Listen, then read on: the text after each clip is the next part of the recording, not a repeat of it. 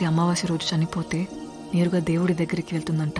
నేనంటూ చనిపోతే ఇలా ఒక అమావాస్య రోజు నీ ఒడిలో పడుకొని నిన్నే చూస్తూ మా మీద చిరునవ్వుతూ చనిపోవాలనుంది.